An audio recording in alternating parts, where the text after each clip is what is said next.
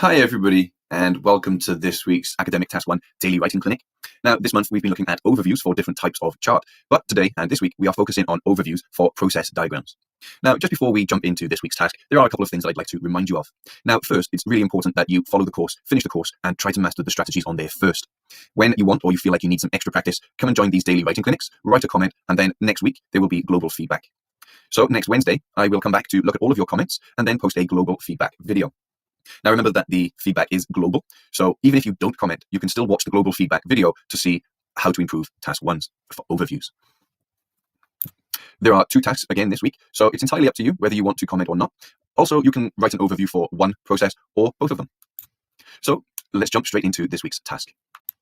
So here's the first process diagram for this week. Now you may have seen this before, but remember it's still extra practice, which is very worthwhile. So this diagram here, the diagram below shows the stages and equipment used in the cement making process and how cement is used to produce concrete for building purposes.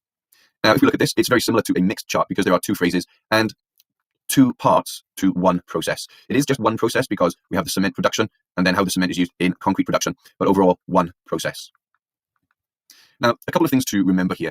Generally, when I look at comments, people can identify the key features and generally write a good overview. However, what I notice is that we need to be much more careful with grammar. So when looking at these diagrams, there are 2 areas of grammar that I'd like to highlight. First, when we look at charts like this, it could be a process, it could be maps or bar charts, but when we look at these diagrams, all of these words are capitalized. So as you can see, they're all capital letters, but that's because they are labels. They stand on their own, so they need capital letters. However, when you write it in your essay, all of these should be small letters, unless of course you start a sentence with them. Now, the other part or the other area of grammar to be careful with in process diagrams is tense. A lot of these processes require a good understanding of passive. So let's take a look here. For example, we have limestone, clay, crush. Okay, so limestone and clay are crushed, are put through a crusher. The powder is mixed. It is sent through. Now, that's not the overview. I'm just giving examples of the process and the passive tense.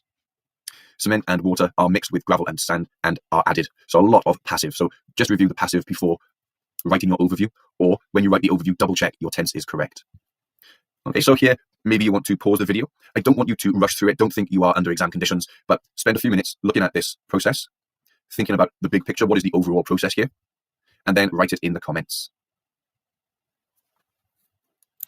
All right, so now let's take a look at academic task 1.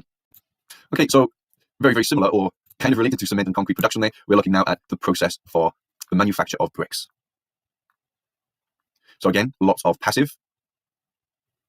The labels and the words in this diagram are already small letters, so we don't need to worry too much about that. But again, think about the passive tense. So again, pause the video here, take a look at this process slowly, write the overview, double check your overview for grammar, and then write it in the comments. Next Wednesday, I will come back, have a look at your comments, and post a global feedback video. That video will be posted just below this, so it's very easy for you to find. Okay, now I really look forward to reading all of your comments and all of your overviews for the next week. But also in the comments there, please feel free to ask any questions. Okay, thanks very much, everybody.